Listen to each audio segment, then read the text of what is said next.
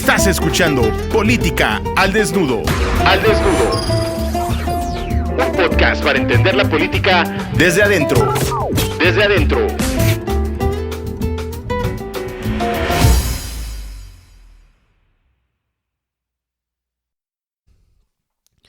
Queridos aspirantes podescuchas de este programa Política al Desnudo, les agradezco que sigan suscritos a este contenido.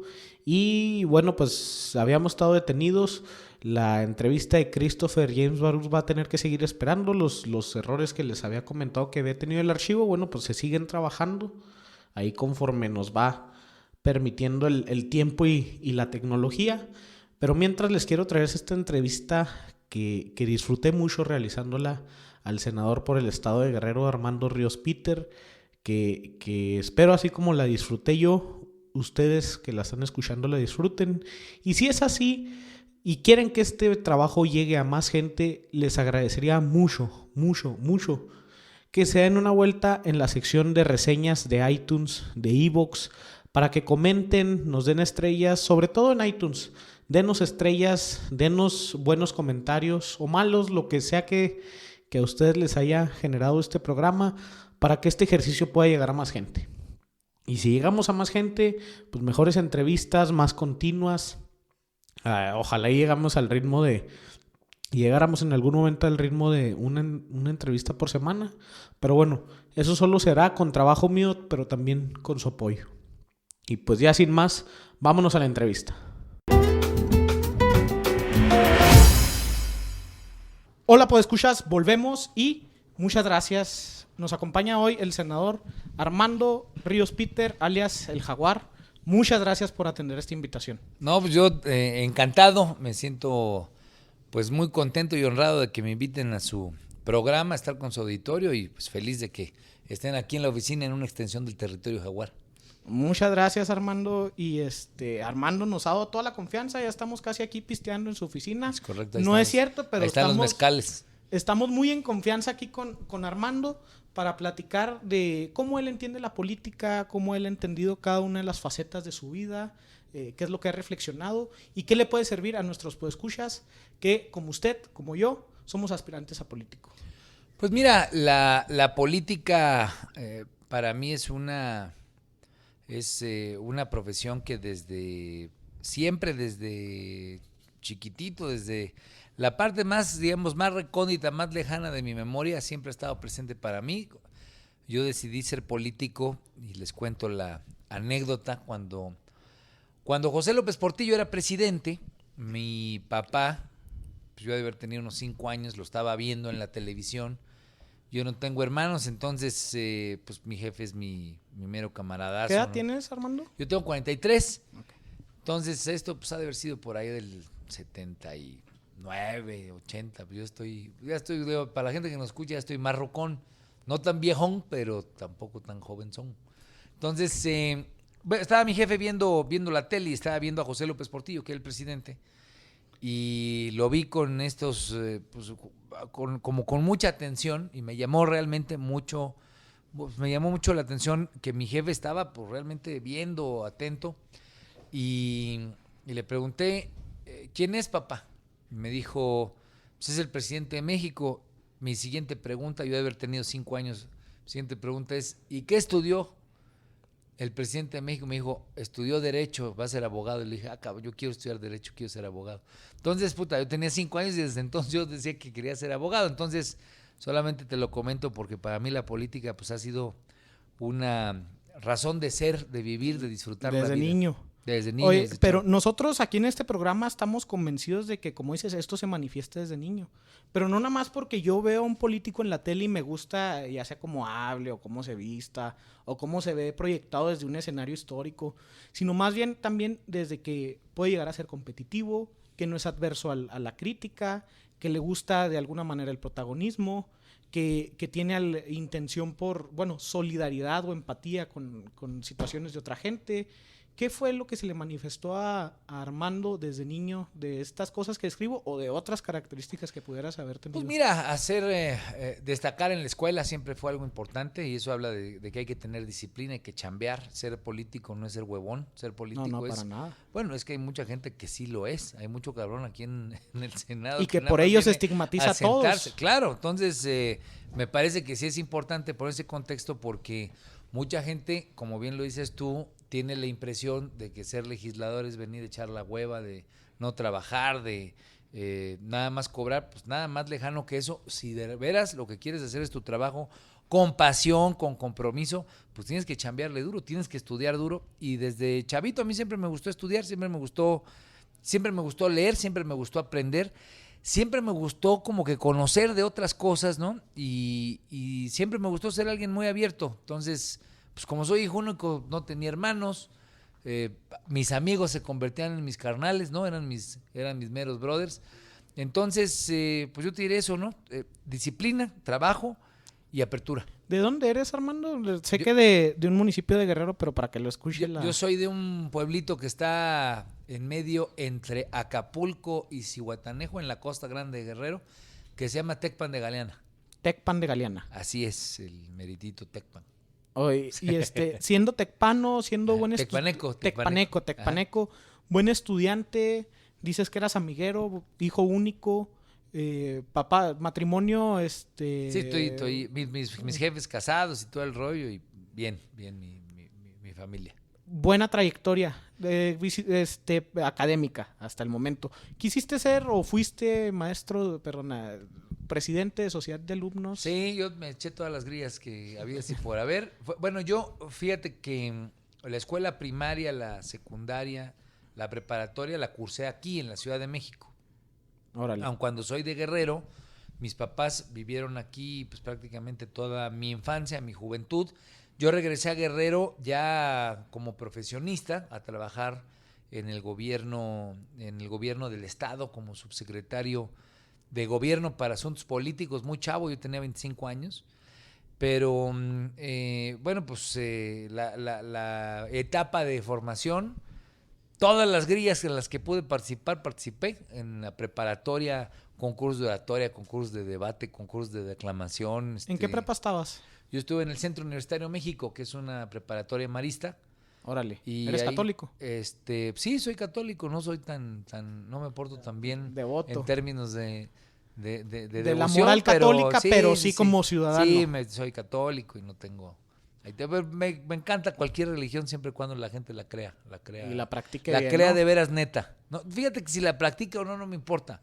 Pero si la creen, ¿no? Y creen que hay un Dios, se llame como se llame, una diosa, cabrón, yo no tengo bronca, me encanta. Oye, y estando aquí en el DF... Para que haya equidad de ¿Qué género, fuiste? ¿no? Sea Dios Sí, o diosa.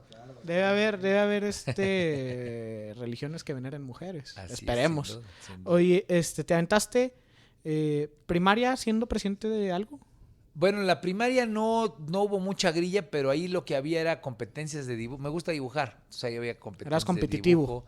Pues me gustaba participar, ¿entiendes? O sea, me gustaba siempre como que tratar de destacar en lo que se hacía. Me gusta dibujar, me gusta cantar, me encanta la música. Entonces, pues en lo que hubiera chance ahí de involucrarse y organizar y estar con los camaradas, me encantaba. Realmente en la primaria, en la secundaria igual, pues siempre tratar de organizar al salón, ser el representante de materias, pues ese tipo de cosas, padre. Y luego en la preparatoria, que ya fue donde tuve mucho más conciencia, pues sí, organicé muchas cosas, eventos, conferencias. Y luego ya de ahí me fui a estudiar Derecho en la UNAM, Economía en el ITAM. ¿Al mismo tiempo? Las estudié al mismo tiempo. En las mañanas iba a la UNAM, luego me iba al ITAM a estudiar Economía y luego me metí a chambear. Entonces, pues siempre... Caray, ¿a qué horas todo eso? Pues estaba canijo, porque de 7 a 9 estudiaba Derecho. Luego me iba en chinga a la Secretaría de Hacienda, que fue donde tuve mi primer trabajo, a la oficina del secretario. Entonces, de 10 a 4 estaba en chinga ahí trabajando como secretario particular, el coordinador de asesores del secretario. Luego me iba al ITAM. Eso ya fue al último, ¿no? Pero, digamos, ya es a punto de terminar. Me iba al ITAM de 4:30 a 6 y luego en chinga también de vuelta y hasta Oye, morir por las noches. Y esto es importante, pues a lo mejor no le Y estás los dando viernes a la pachanga. a la fiesta. No le estás dando tanta importancia, pero creo que le parece importante al podescucha. ¿Cómo fue que llegaste a ser secretario particular del coordinador de asesores del secretario de Hacienda, que en ese entonces ya era lo poderoso que es hoy, yo creo? Sí, pues yo estaba muy chavo, yo tenía 23 años y pues yo tenía a dos amigos míos que trabajaban precisamente ahí en la oficina del secretario. Yo en la universidad pues hice muchos camaradas, la verdad es que me gusta hacer amigos, me gustan las relaciones. Y en la grilla haces muchas relaciones y haces amistades realmente fraternas, ¿no? Cuando haces planillas, cuando te ganan. A mí me metieron unas chingas durísimas en varias de las elecciones. Pero bueno, uno aprende, formativo, ¿no? es formativo. Es formativo, pues aprendes de tus errores, aprendes de las alianzas que hiciste mal, aprendes de cuando fuiste extraordinariamente protagonista, que no soltaste bola. En fin, aprendes muchas cosas. Hay que hacer política siempre si uno quiere ser buen político, porque el político solamente logra tener experiencia cuando se ha llevado chingadazos, sí. Cuando ha tenido errores, y obviamente lo que quieres es que un político llegue bien formado y sólido, porque cada una de sus decisiones le puede costar mucho a mucha gente. Entonces, sí, ¿no? El que no juega no la caga. Así pero, es. Oye, Así entonces es. fue a través de tus amigos que tú llegaste a la Secretaría de Hacienda, de tus amigos que hiciste en la universidad. Tenía amigos de la universidad, de una de las planillas que estaban ahí. Uno de ellos terminó siendo líder después de la Comisión Federal de Electricidad, otro fue director del IMSS, es decir, amigos míos que pues fueron creciendo. Estaba sabrosa tu generación, estaba ¿no? buena, porque sí. Ahorita nos estaban platicando aquí antes de que empezara la entrevista, aquí el equipo que trabaja contigo, que es coincidido con Videgaray en la escuela, ¿con quién más con Cordero? Ellos eran un poco más grandes que yo, a ver, Ernesto Cordero, Luis Videgaray, José Antonio Mid, digamos, Ulises Carrillo. Ulises Carrillo sí es de mi generación, ¿de aquí lo conoce Ulises Carrillo? Allá de Yucatán. Es mi cuate. Él sí era de mi generación. Los otros eran como 5 años más grandes que yo, pero tuve la buena fortuna de conocerlos, de aprender de... Bueno, Luis Videgaray fue el que me recomendó estudiar Derecho y Economía. Él fue... Paréntesis, ¿mantienes esa amistad? Sí, ¿O esa relación? Sí, por supuesto, la he tenido desde siempre, digamos. Obviamente, pues ya en las condiciones de ahora, en partidos políticos distintos, con contextos diferentes, pero yo creo que uno, en la medida en la que respete las amistades y sea leal a los tiempos o los momentos que uno ha pasado con la gente, pues uno tiene la obligación de recordar con cariño siempre las amistades.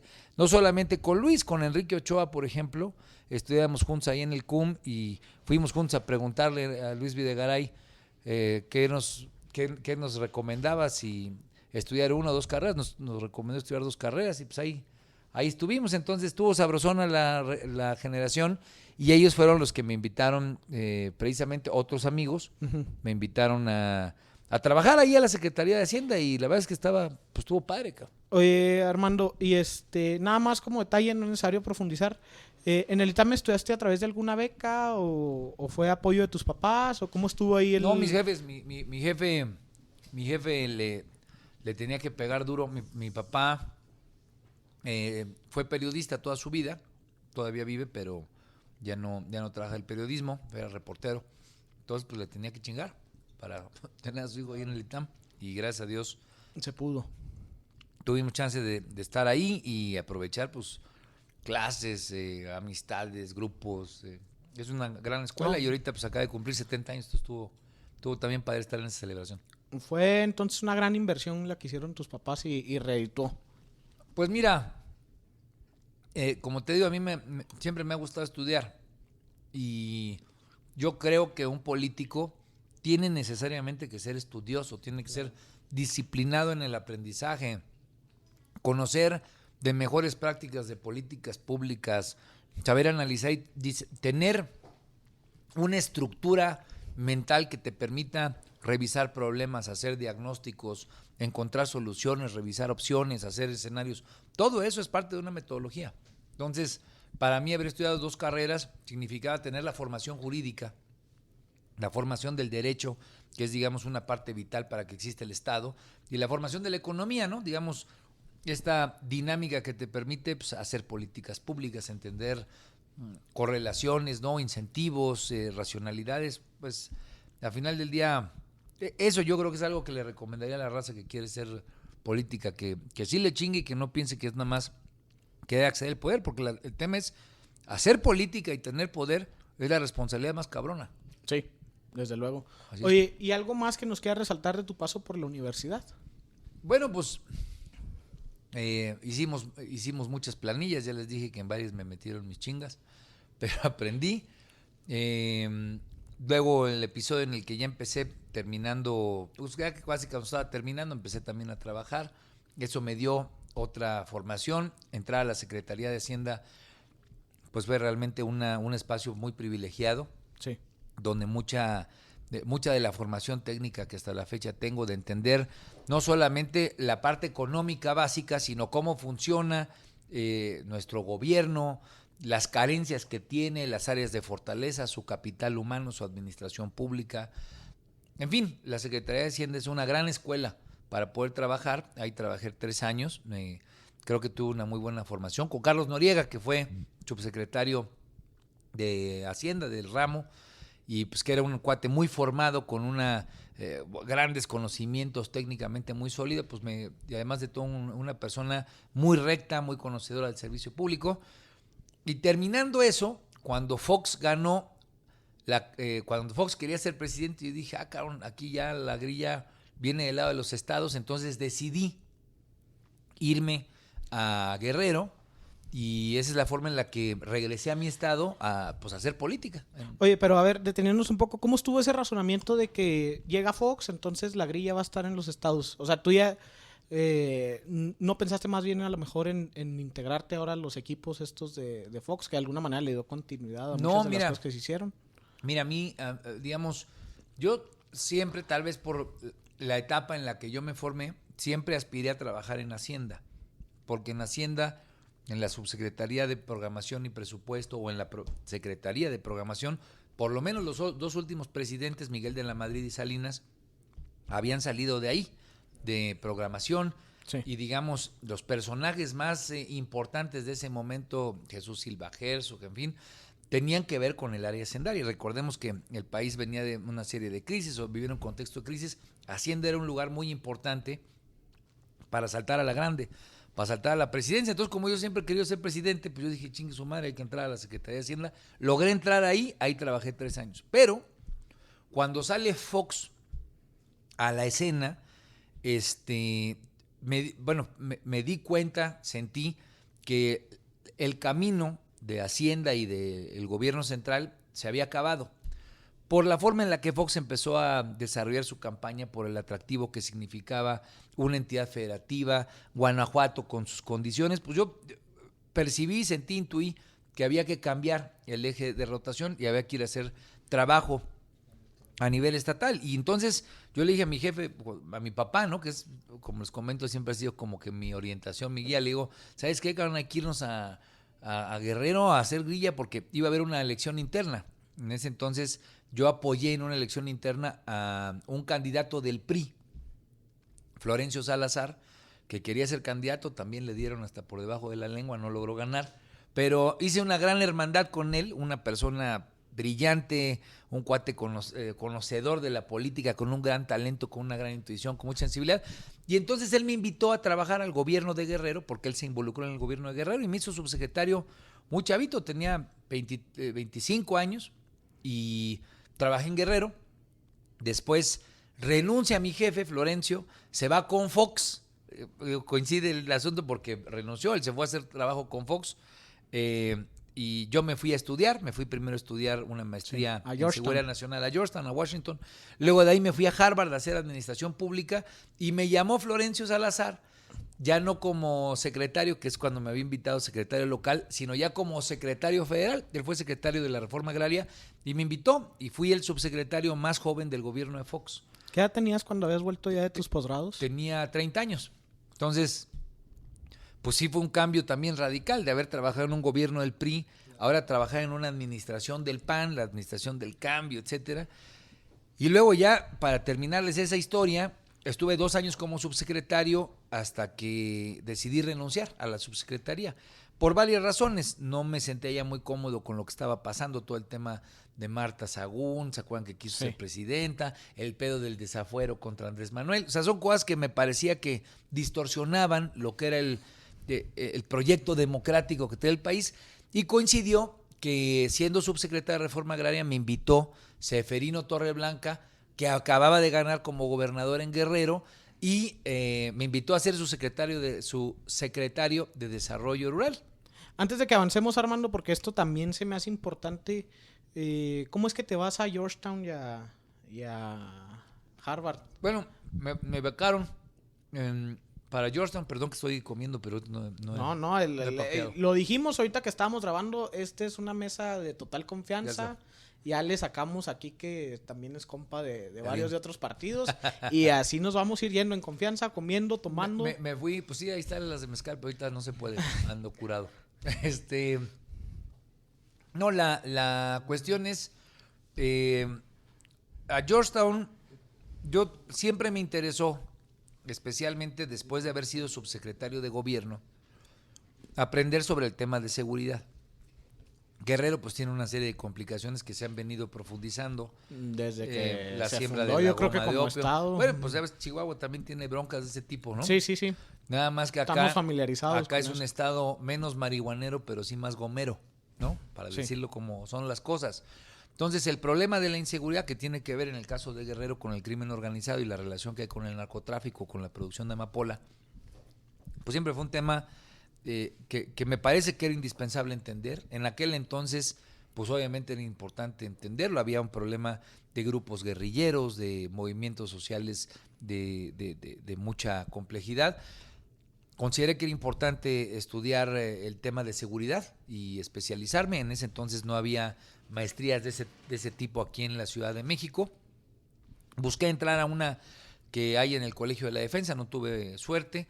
Entonces encontré esta de Georgetown, que es una de las buenas en la materia.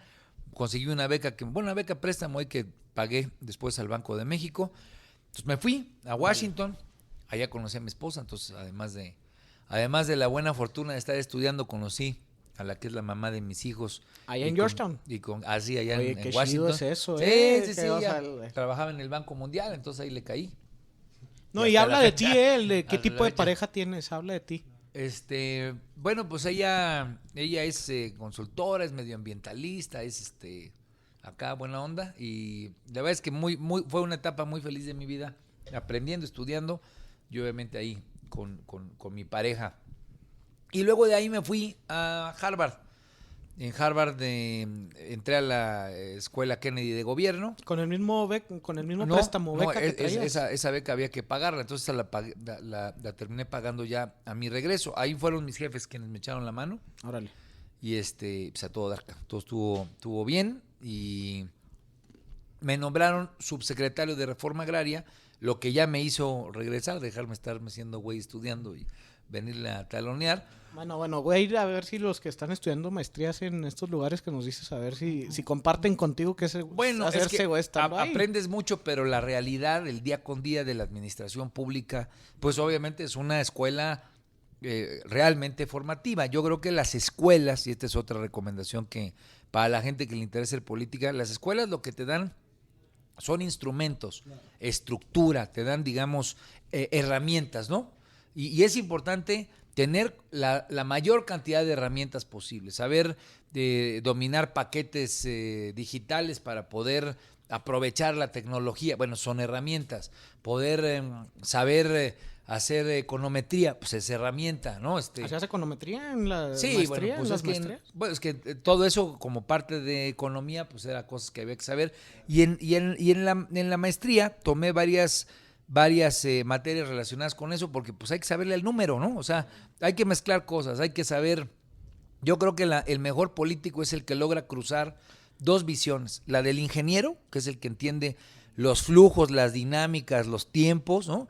Y la del filósofo, que es entender realidades complejas de abstracción, en fin, y obviamente entender pues al ser humano y sus sus complejidades, sus retos, sus visiones, sus identidades. Yo creo que son dos extremos. Pues yo, como no le entré a las dos, sí le entré a una que es derecho y a otra que es economía. Entonces, cuantas más herramientas se puedan conseguir en la enseñanza es importante. Pero cuando ya regresas a la chamba, pues es ahí donde te encuentras con la realidad, pues te encuentras con la corrupción, te encuentras con la huevonería, te encuentras con la burocracia, te encuentras con la hipocresía. Ya estabas lidiando con eso en la... Bueno, ya me imagino desde hace rato, pero ¿eso fue lo que más te pesó en la subsecretaría de...? Bueno, mira, en la subsecretaría, la verdad es que tuve la fortuna de que pude hacer un equipo muy proactivo, joven.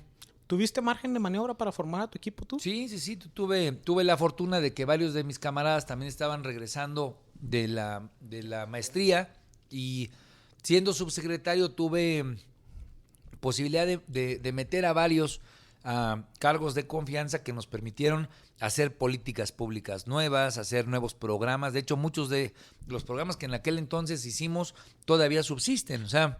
No, y sobre todo yo creo ponerlos a chambear, porque ahí tú los pusiste y tú tienes el mando sobre ellos. Pero digamos, desde conseguir presupuesto, aterrizarlo, diseñar la política pública, los incentivos, echarla a andar, programas piloto que después se convirtieron en programas nacionales, pues fue una fortuna que fue muy, muy formativa también. Oye, Armando, pequeño paréntesis en esto porque se me hace interesante también. ¿Te ha tocado trabajar con colaboradores que no hayas elegido tú? Sí. Porque a mí se me hace que esa es la principal o una de las principales fuentes de inoperancia, el no tener el mando sobre quien está a tu mando y que pues vayan en sentidos distintos a veces. Mira, todo depende. Cuando llegué yo a la Secretaría de Desarrollo Rural allá en Guerrero, como yo llegué invitado después de un proceso electoral que habían ganado, pues yo no había hecho campaña, ¿no? A mí me invitaron como un guerrerense que sabía de temas relacionados con el campo, entonces me invitan, pero pues nombran a todos los subsecretarios ahí, ¿no? Entonces pues yo dije, pues hay de dos sopas aquí, o chambeo con ellos o vivo peleado. Yo solo vivo peleado y no maximizo las capacidades. Yo siempre he pensado que el trabajo mata grilla. Sí. Trabajar siempre se chinga cualquier grilla, ¿no? O sea, quienes están en el ocio y están viendo nada más a ver cómo fregar, pues muchas veces tienen menos herramientas, menos elementos. Cuando la locomotora del trabajo empieza a andar, pues los empiezan a dejar los vagones. Entonces, pongo esto en contexto porque en la Secretaría de Desarrollo Rural, a diferencia de donde había estado, ocurrió lo mismo. Hicimos planteamientos, hicimos un buen diagnóstico, nos planteamos retos. Una secretaría muy chiquita que a mí me tocó llegar, tenía 200 millones de pesos a su cargo, prácticamente para administrar un programa chafísima de fertilizante. Bueno, pero tenías como 26 años, ¿no? Bueno, ahí tenía ya 32. En la subsecretaría. En la subsecretaría tenía 30. No, ahí logramos ejercer un presupuesto de 10 mil millones de pesos. Sí. O sea, volviendo al gobierno del estado de René Juárez. En el de René Juárez fui subsecretario de Gobierno para Asuntos Políticos. Me fui a la maestría, luego regresé a la subsecretaría de Reforma Agraria, que es donde estaba comentando que pude traer a mis camaradas. Pero cuando terminé ese encargo, que me fui con Seferino, me pasó lo que tú me preguntabas. Has tenido colaboradores que no elijas. Colaboradores, y ahí tenía pues prácticamente todos los colaboradores que me habían puesto. Entonces decidí hacer un diagnóstico con ellos, hicimos talleres de trabajo donde hicimos encerronas de decir a ver qué es lo que queremos lograr, visiones de liderazgo, de organización, de responsabilidad. Hay que soltar balón, ¿no? Y que cada quien sepa y sienta que es parte del éxito y sobre todo de algo trascendente. Lo que más ayuda a un proyecto a que sea exitoso es que la gente sienta que es parte de algo trascendente, que se sienta involucrado en algo que le hace ser mejor como ser humano. Y que lo supera a sí mismo. No, claro, y que estar involucrado no solamente le da prestigio, sino que le da una sensación de felicidad profunda. Y eso es algo que al hacer equipos en política, y yo lo trato de hacer aquí en el Senado y lo trato de hacer como diputado en donde he estado, pues la verdad es que es lo que realmente te permite pedirle una hora más de desvelo a alguien, lo que te permite que alguien llegue temprano, lo que te permite que alguien sienta que estar aportando a un proyecto pues vale la pena como ser humano, no solamente por un sueldo o por una chamba. Ese es un gran reto y es otro consejo que yo le doy a la gente que le gusta la política y que le gusta en general pues trabajar y ser exitoso. El hacer equipo tiene que ver con que ese equipo sienta que están trabajando por algo trascendente. Entonces, en la Secretaría de Desarrollo Rural. Fue un caso de éxito. 200 millones de pesos es con lo que empezamos. La entregué con casi 2,000 millones de pesos de gestiones, de presupuesto que habíamos batallado para conseguir, para juntar, para venir aquí. ¿Juntaste convocatorias que tus antecesores no hubieran estado armando o algo así? O sea, acceder a bolsas que no, pues sí, que no pertenecieran a las del gobierno del estado mismo. Así es que luego la gente llega y pues no piensa fuera de la caja y con la inercia, pues dice esto es lo que tenemos. Pero nosotros hicimos, por ejemplo, un programa que de hecho en Chihuahua lo pusimos, que se llama Programa Especial de Seguridad Alimentaria, un programa que lo que busca es ir en contra de la pobreza más extrema que hay en el país. Lo cito porque pues, la Tarahumara, ahí la parte de los Rarámuris, entonces de las partes más fregadas. Aun cuando Chihuahua tiene un nivel de crecimiento y de desarrollo del Producto Interno Bruto superior al que tiene la media, tiene desafortunada y terriblemente en la parte de la sierra el quinto o el sexto lugar de la pobreza más terrible en términos de acceso a alimentación, salud. Entonces, lo comento porque ese fue un programa que yo arranqué para Guerrero, para Oaxaca y para Chiapas, porque si no, no hubiera conseguido la lana. Me vine a grillar con los diputados federales, aquí los convencí de que Guerrero, Oaxaca y Chiapas necesitaban una atención prioritaria. Conseguimos 1,200 millones de pesos, 400. ¿De la 400, federación 400, de la federación, pero asignados específicamente a Guerrero, en Oaxaca el contexto y Chiapas. estatal, a Guerrero, Oaxaca y Chiapas. Y luego se empezó a volver un programa exitoso que hicimos con la FAO, y su proyección nos ayudó a que creciera luego Morelos, Puebla, luego que lo expandiéramos para otros estados y por eso inclusive Chihuahua. Es un programa muy grande, es un programa que ha de tener pues más o menos unos 10,000 millones de pesos o 5,000 millones de pesos. Y eso fue parte del presupuesto que tú lograste que bajara de la federación al estado y que se quedara ya como permanente. Así es, que se quedara asignado como un programa nacional de atención a zonas marginadas especiales. Guerrero tiene la zona rural marginada más pobre del país. Pero lo ejecutabas tú, aunque fuera dinero de la federación, lo ejecutaba el gobierno del estado. Así es, las reglas de operación que diseñamos eran para que el secretario de la entidad federativa, en coordinación con la federación, pudieran aterrizar la política pública y básicamente con finalidades municipales y territoriales. Entonces, fue un buen programa, logramos sumar esfuerzos, que no se percibiera, que es otra recomendación, que no se perciba que haya agandalle, ¿no? Sí, sí, sí. Y el agandalle tiene que ver con la política, con lo que significa que todos se sientan que son parte, repito, de algo trascendente, pero también con evitar huecos como la corrupción. Pues si las cosas se manejan bien, pues ningún cabrón va a querer agandallarse algo y más bien la política termina siendo algo positivo, algo bueno. Duden de aquellos funcionarios que no quieren que el presupuesto estatal se administre de manera coordinada con la federación o que no quieren coordinarse con los municipios, porque no lo hacen porque dicen, por opacidad, si hay sí, más sí. ojos, pues no me voy a poder chingar lo que me... Entonces, es un ejemplo muy puntual de cosas que logramos y por eso yo explico que logramos pasar en 4 años de 200 millones de pesos a 2,000 millones de pesos, que construimos ahí una de las mejores secretarías de desarrollo agropecuario del país. Órale. Y fue en este gobierno de Ceferino Torreblanca donde tú te fuiste después de diputado federal. Ahí precisamente, cuando yo era secretario, viene la elección del 2009 y con la intención o la necesidad de conseguirle más dinero a ese programa, decidí buscar la diputación. Porque mi hipótesis era, y sigue siendo, que si en Guerrero nosotros lográbamos etiquetar 1,200 millones de pesos, lo digo con punto y señal, yo ya no sé, no tengo el estudio actualizado ahora, pero con 1,200 millones de pesos nosotros garantizábamos en un periodo de 10 años que se acabara la pobreza alimentaria en Guerrero. Y yo lo tenía con hechos, porque en los 4 años que estuve trabajando, logramos sacar de la pobreza alimentaria a 125,000 personas. Es un resultado que Berkeley me hizo, el Colegio de México nos hicieron una evaluación, muy chingón el resultado, porque lo que nos evidenció es que si realmente en el país nos pusiéramos las pilas para enfocarnos en resultados, pues obviamente no somos distintos, no somos marcianos a otros países que sí han logrado ir en contra de la pobreza. China logró disminuir la pobreza de 1,000 millones de personas a 100 millones de personas en solamente una década. Entonces, México sigue después de 25 años con el mismo porcentaje de gente que vive en la pobreza. Bueno, ahora que ajustaron la metodología del INEGI, quién sabe, pero bueno.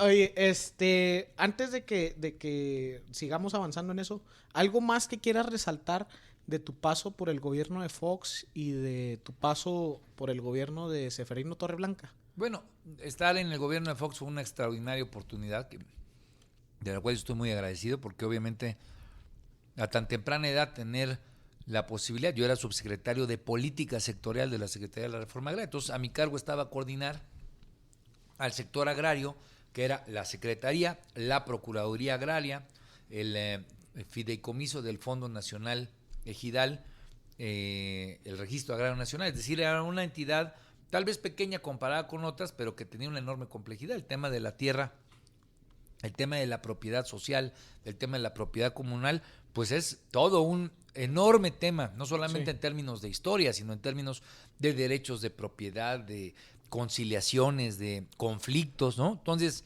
siempre fue un tema apasionante que me enseñó mucho, me enseñó sobre todo a fortalecer o aprender en cómo solucionar conflictos. El conflicto agrario requiere de mucho diálogo, requiere de escuchar a la gente, requiere de escuchar al campesino, requiere de escuchar al que ha sido desposeído y requiere de aplicar el derecho. Entonces, la conciliación política en ese contexto es una conciliación que en esa etapa me formó mucho y me ha sido muy útil a la fecha. Yo creo que haber aprendido de eso, pues sin duda alguna te ayuda también para ser legislador, para ser alguien que construye acuerdos y que pues busque dentro de gente de otros partidos políticos, pues ver que nadie las puede tener todas, ¿no? Si lo que quieres es construir, pues tienes que saber ponerte en los zapatos del otro y poder conciliar. Poder tener diálogo y entender los intereses que mueven al otro para poder saber jugar con ellos, ¿no? Así es, y también identificar cuando los intereses son de los malos, pues también alejárteles. No jugarle. Oye, Armando, y nos escucha gente, nada más para comentarte, nos escucha gente de militantes del PRI, militantes del PAN, de todas las expresiones. ¿Y del PRD no? Del PRD me imagino que ¿Ya también. se acabó ahí en Chihuahua, qué? Espero y no hay mucho, ¿eh? En Chihuahua no, pero este es un programa de cobertura nacional que esperamos y lo empiecen a escuchar jóvenes aspirantes en todo el país. Esperemos nos ayudes a que nos escuchen jóvenes del PRD con la difusión que hagas de esta emisión vamos a subir el reporte en tus redes sociales. En tus redes sociales. Oye, pero para que entiendan los jóvenes de otras expresiones, ¿cómo se levanta la mano para una diputación federal o para cualquier cargo de elección popular en el PRD? ¿Cómo es que yo manifiesto mis intenciones y digo, yo quiero ser diputado federal? ¿Con quién me tengo que dirigir? ¿Con el gobernador? ¿Con el presidente nacional del partido? Cuéntanos un poco más de esto para entender cómo fue tu pasaje para llegar a ser diputado federal. Mira, ha cambiado algo en el caso del PRD, pero lo comento por cómo me tocó en aquella época. Estamos hablando del 2008, preparando para la elección del 2009. Yo soy de la Costa Grande, es el distrito 03, y lo que había hecho era muchos recorridos por la parte de ese y del resto de los distritos como secretario de Desarrollo Rural, pero especialmente ese distrito es un distrito muy enigmático. Es un distrito muy de sierra, la Sierra Madre del Sur, pues toca con la costa, y en el caso de Tecpan, que es mi pueblo natal, pues es mitad costa y mitad sierra, una sierra que llega a unos 2,000 metros sobre el nivel del mar, en un tramo de 100 kilómetros, ¿no? Entonces, digamos, es una orografía muy compleja con una zona extraordinariamente marginada, una zona muy gomera, muy de estos contrastes, ¿no? De una enorme pobreza y la producción de goma de opio, pero al mismo tiempo de café y de conflictos. Es la parte, digamos, de la guerrilla de los años 70, ¿no? Lucio Cabañas anduvo por esa parte. Entonces, bueno, es un distrito agreste, pero es un distrito en el cual yo había hecho mucho trabajo y a mí me movía la intención de, para esa zona, en el programa que les estoy comentando a ustedes, pues lograr etiquetar 1,200 millones de pesos para que al año ya se quede como una política pública y acabáramos con la pobreza de Guerrero. Esa venía siendo mi propuesta, mi planteamiento, y la cuestión que te comento es, pues yo ya tenía alguna presencia personal en ese distrito, por familia, por haber trabajado ahí, por los programas que habíamos implementado, por los recorridos, por las amistades que se van haciendo en el trabajo, y me planteé ser candidato. Pedí al PRD que me encuestaran y resulté triunfador en esa encuesta. Entonces, digo que era un poco distinto porque después ya el tema de las corrientes se fue poniendo más complicado. Entonces, aunque fueras el primero en la encuesta, si no traes una corriente que te respalde, pues no pasas. Tuve todavía la fortuna de que no fuera así. Hice una campaña, fue una campaña, ustedes la pueden ver ahí en... No, yo ya te conocía a él desde el 2012 El más que o menos bailaba. Sí, del Jaguar. Ajá. Ya eras el Jaguar, bueno, ¿desde cuándo eres el Jaguar? Era un jaguar más chamaco todavía. ¿Desde cuándo eres el Jaguar? De esa campaña me pusieron el jaguar.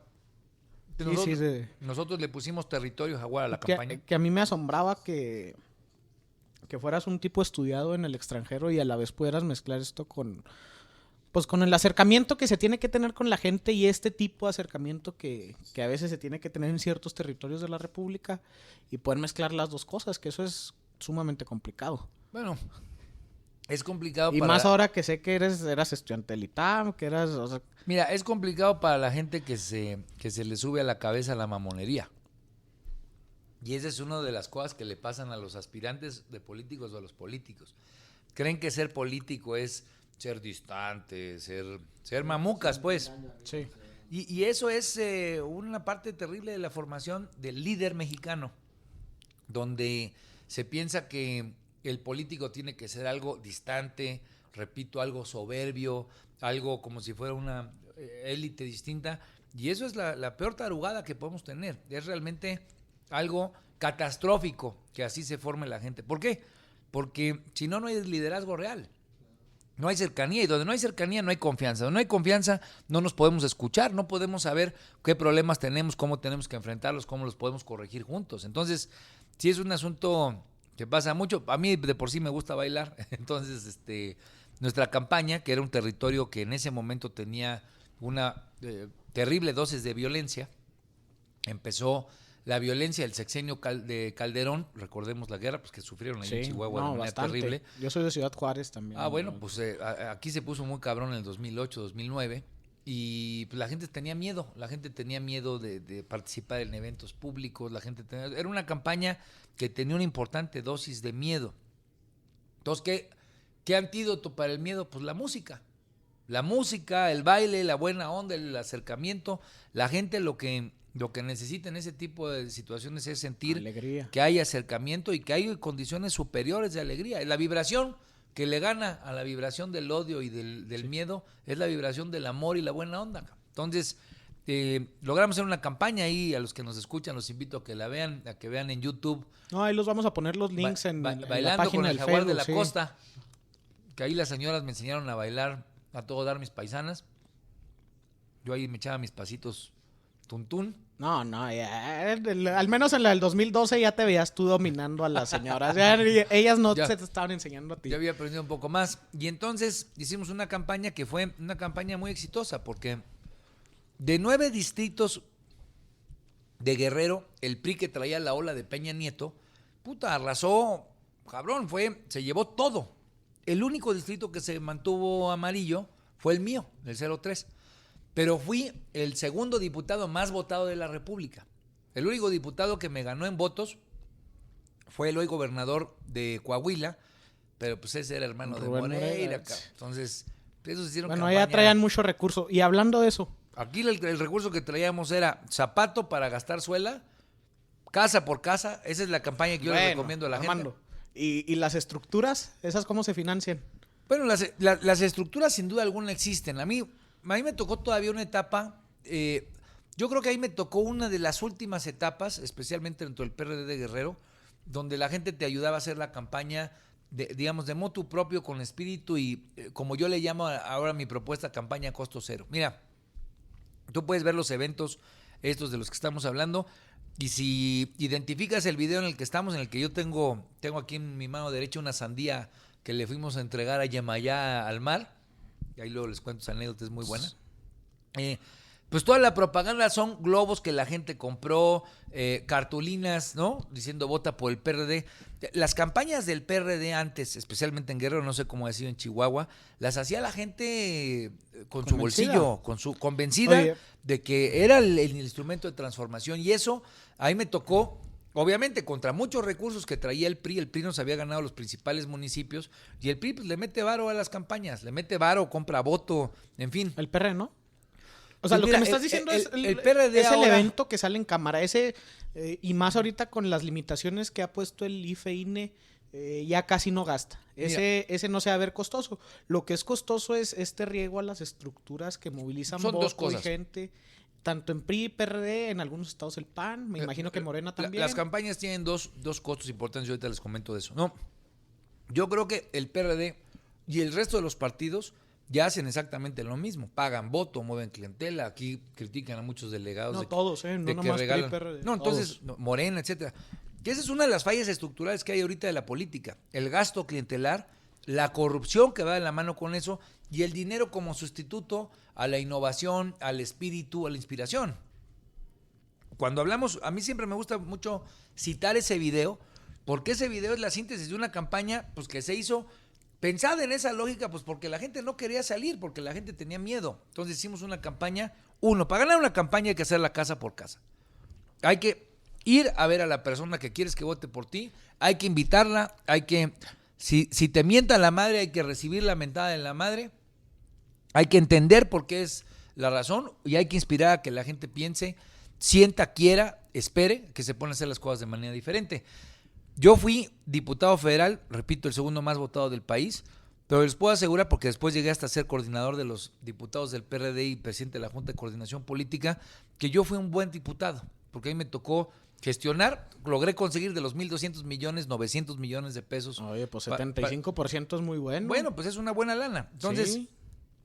Claro, ahorita la gente debe estar escuchando, hijo de la chingada, los moches y la chingada. Bueno, tampoco me tocó a mí la etapa de los moches. O sea, sí es importante. ¿Ahorita ya es de a huevo o qué?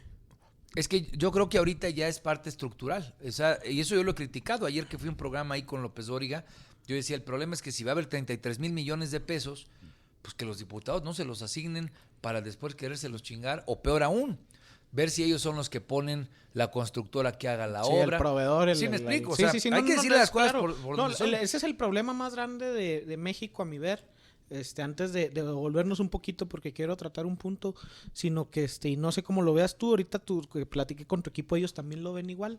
El problema más grande de México para mí, y me imagino que lo ven muchos igual, es lo costoso de hacer política. Porque el costo tan grande de hacer política implica que te tengas que financiar, ya sea de este tipo de prácticas o hipotecando el presupuesto ya después para los proveedores, o peor aún vendiendo las políticas públicas, que eso es todavía más delicado para mí. Vendiendo el tema de seguridad a las policías municipales. Pública. Esa es la realidad, y ustedes en Chihuahua pues, les ha tocado tener muy claro ese tipo de colapso. A ver, yo es lo que estoy convencido, y es especialmente lo que estamos haciendo en esta oficina ahora. Ya habrá tiempo de platicar, porque ahorita ya se nos medio acabó un poco el tempecillo. Okay. Tengo que ir a recoger a mi raza. Ahorita una pregunta antes de que acabemos. Sí.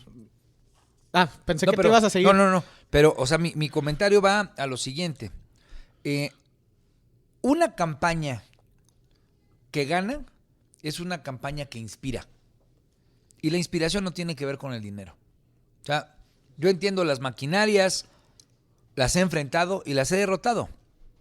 Me ha tocado tener a la maquinaria del PRI de Guerrero, la que yo les he comentado, que era una maquinaria fuerte, que acaba de ganar municipios, que tenía presencia, que tenía antecedentes, y le ganamos caminando voto por voto. Claro, en el caso de mi distrito también había un partido que es muy fuerte. El PRD es un partido muy fuerte en Guerrero, en la Costa Grande, con mucha ascendencia, con la historia de lucha de izquierda, en fin. Pero la gran diferencia, después de una terrible derrota que se había tenido en otros lados, a que nosotros ganáramos es casa por casa. Hacer una campaña donde el dinero no sea lo importante, donde es el planteamiento, donde es la cercanía, donde es la credibilidad, donde es la confianza. Todo eso no se inventa y todo eso no lo paga el dinero. El problema es que como a los políticos ya les da hueva hacer eso, que es hacer política, entonces dicen, no, puta, pues yo necesito una lana, por si no voy a perder. Y chingados, si pierdes, ¿qué? No, o sea, nadie se enfrenta a eso, porque parece que la política es solamente para ganar. Claro que nos gusta ganar a los que hacemos campañas, ¿no? Pero si es a costa de tu prestigio, tus valores, tus principios, quedar totalmente maniatado para ser un presidente municipal que lo estén gobernando los narcos. Un presidente municipal que sean los proveedores los que te digan la calidad de la obra pública y que los ciudadanos te vean como un mequetrefe que solamente se los está chingando, pues ahí yo no le entro, ¿no? Por eso yo les adelantaba, ya les platicaré del tema de la candidatura de Guerrero y dónde estamos ahorita. Y los invitaré a que hagamos campaña a costo cero. No, Armando, volver a eso, ahorita Armando ya nos dijo fuera del aire previo, sabemos que trae su tiempo limitado, pero que nos va a ayudar a todos los que lo estamos escuchando y que queremos saber más de él y de estas historias que nos está contando, a que nos ayude respondiendo más preguntas y acabando la entrevista por otros medios. Pero ahorita que estamos aquí, última pregunta que quiero hacerte que se me hizo importante. Es una honor aparte tenernos aquí, cabrón. No, muchas gracias, Armando, senador de la República. Oye, Armando, última pregunta. Comentabas, donde fuiste diputado federal, era una zona amapolera, era una zona cafetalera. ¿Había que pedirle permiso para ser diputado a los empresarios cafetaleros o a los productores de amapola, narcos o no narcos? Mira, en toda la campaña yo tuve solamente un incidente, que fue un incidente delicado, pegado a Michoacán. Íbamos con el equipo, no me acuerdo si Iván, que está aquí, iba esa vez, pero de repente se nos cierran unos cabrones, nos bajan, cuates con sus cintillos, con lanzagranadas y con AK-47, etcétera. ¿Quiénes son, hijos de la chingada? Identifíquense. Una escena, pues digo, pues realmente preocupante. Sí, ¿no? Fuerte. Con mucho miedo, puta, pues no sabes qué te van a hacer, etcétera. No ocurrió nada, nos identificamos hasta terminando, después de que les doy el tríptico, les digo, pues voten por nosotros y la chingada. Cuando bajan el rifle le entregas tu tríptico. Es que yo no me pedía que yo me identificara. Y entonces yo le decía, no, pues yo soy el candidato, cabrón. No, pues ¿de qué partido, hijo de la chingada? Digo, no, pues del PRD, cabrón. Y entonces se acerca uno de mis asistentes, me acerca un tríptico. Y entonces, pues en mi tríptico era mi cara y le digo, este güey soy yo, cabrón, ¿no? Ya se le queda viendo. Muy bien. Bueno, pues, cabrón, sigan adelante. Entonces ya nada más nos subimos, le digo, voten por nosotros, cabrón, ya nos fuimos. Lo comento a manera de broma porque, bueno, digo, de broma de un tema dramático, porque yo no tuve, digamos, una escena de otra naturaleza ahí en Guerrero. Tuve la fortuna de poder hacer una buena campaña. En ese momento, pese a que estaba la violencia, o tal vez porque estaba la violencia, no había esta condición de un dueño del territorio, ¿no? Seguramente se andaban agarrando a fregadazos y eso impedía que alguien estuviera tratando de condicionarte. De estar condicionando. Tuve esa suerte. Logré hacer una campaña, que es la que les estoy comentando ahorita, que además de todo la diseñamos para ir en contra de esa condición de miedo que había en muchos de los eventos. Entonces, la gente luego llegaba, si no te quería abrir, oía la música, pues ya medianamente, pues como, ya verán ustedes, sobre todo los que nos escuchan, pues hay una señora que se me queda viendo en ese video, como diciendo, ¿quién es? Entonces me le acerco bailando, ya le doy un tríptico y se pone a bailar conmigo. Bueno, son de ese tipo de escenas, si quieres, de acercamiento personal, que me parece que es en lo que se basa la política, el acercamiento personal, el que no te vean como alguien distante, esa persona que se acerca de una forma así también como pueda ser el acercamiento con música, pues es alguien que a la gente siente que lo va a escuchar, que la gente siente que va a poder dialogar y que siente que va a ser alguien que lo va a poder representar. Yo estoy convencido que lo logramos en la Diputación Federal, pues yo después tuve chance de inclusive competir para ser gobernador en aquel momento, no pude ser, perdí, pero tenía como muy buen ambiente, muy buena dinámica. Después fui senador y luego vino el episodio para ser candidato a gobernador, que ese sí rechacé serlo, pues por un tema ahí que declaré claramente en términos de corrupción, impunidad que prevalece en Guerrero. Pero pues hay que estar, el tema de el político tiene que ser alguien que tiene que tener esperanza él y que tiene que ser optimista, porque su principal actividad, su principal compromiso es darle esperanza y hacer que la gente tenga optimismo. Entonces, pues esa sería tal vez en este momento una recomendación que yo les daría. Gracias, Armando. Oye, entonces respetamos tu tiempo, sabemos que tienes otro compromiso, pero nos vamos con el compromiso de tu parte de que esta entrevista, así como la llevamos, se acaba. Si les parece, la hacemos la próxima semana el viernes, vía Skype. Perfecto, por el medio que sea, pero nos ponemos de acuerdo aquí con tu equipo. Ya está. Y nos vemos la próxima semana. Muchas gracias. Mucho gusto, hermano. Un abrazo a toda la banda que nos escucha. Muchas gracias. Acabas de escuchar Política al Desnudo. Al Desnudo. Un podcast para entender la política desde adentro. Desde adentro.